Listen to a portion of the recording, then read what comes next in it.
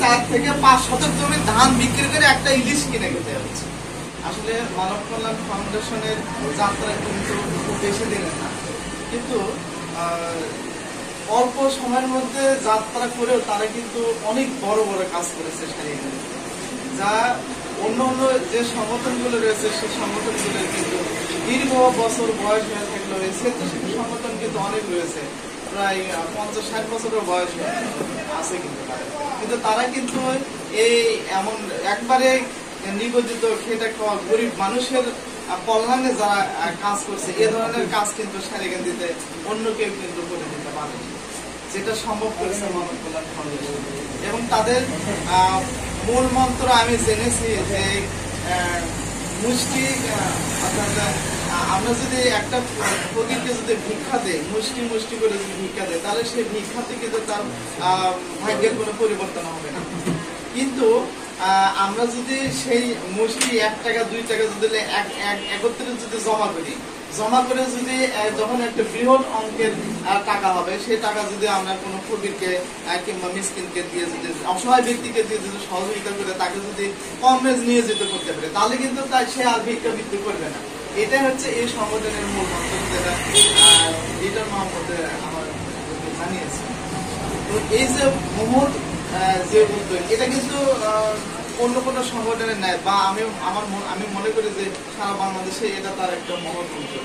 এখন যে বর্তমানে আমি দেখতেছি, আমার বয়সও কিন্তু কম না, দেখতে আমি দেখছি যে আগে কিন্তু মানুষজন আমাদের কাছে এতটা কিন্তু হাত পাতলে আসেনি।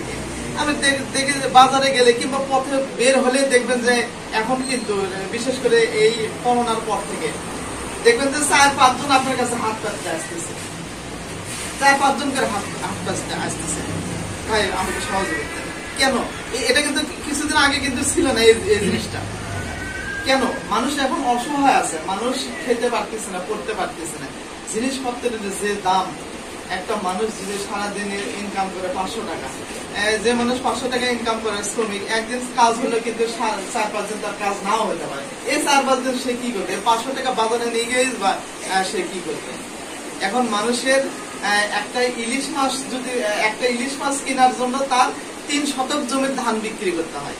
3 শতক জমির ধান বিক্রি করে তাও হয় না। 3 শতক জমির কয় মণ ধান হবে? 2 মণ ধান হবে।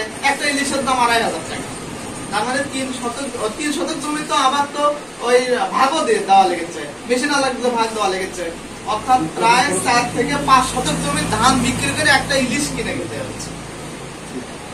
গরুর মাংস কিনতে হলে তার 1 মণ ধান বিক্রি করতে হবে। বড় যদি মাছ কিনতে যায়, সে মাছ হলে 300 টাকা কেজি।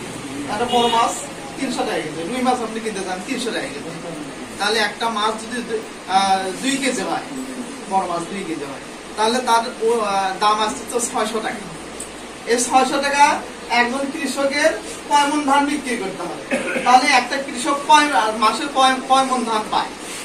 এইভাবেই কিন্তু মানুষরা নিঃশেষ হয়ে যাচ্ছে এবং ঋণের দায়ে তারা আবদ্ধ হয়ে যাচ্ছে। দেখবেন মানুষের খালি ঋণ আর ঋণ, তাহলে ঋণ করে চলতেছে এবং শেষমেশ ঋণ যখন পরিশোধ করতে না পারছেন তখন তারা হাত পেতে খাচ্ছেন।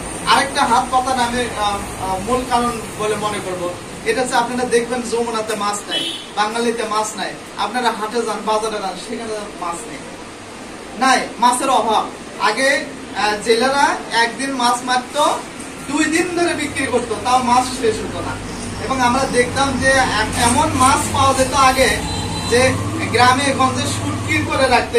এই বর্ষা মৌসুমে কিন্তু গ্রামে গঞ্জে শুটকি করে রাখতো গ্রামে গঞ্জে, এবং শুটকির দুর্গন্ধে আমরা গ্রামের ভেতরে ঢুকতে পারতাম না, এত মাছ কিন্তু থাকতো। অথচ সেই মাছ নেই। এখন সেই জেলে ভাইয়েরা তারা নদীতে মাছ পাচ্ছে না, আর হলে কিছু কিছু দুষ্কৃতিকারীরা তারা চায়না জাল, তারপরে বিদ্যুৎ শট, এগুলো নদীর নামতেছে। নদীর নেমে তারা নদীর মাছ একবারে শেষ করে দিচ্ছে। তারা জেলে না যারা, তারা শেষ করে দিচ্ছে। এখন সে জেলেরা হাত পেতে খেচ্ছে, ফলে ভিক্ষুকের সংখ্যা আমাদের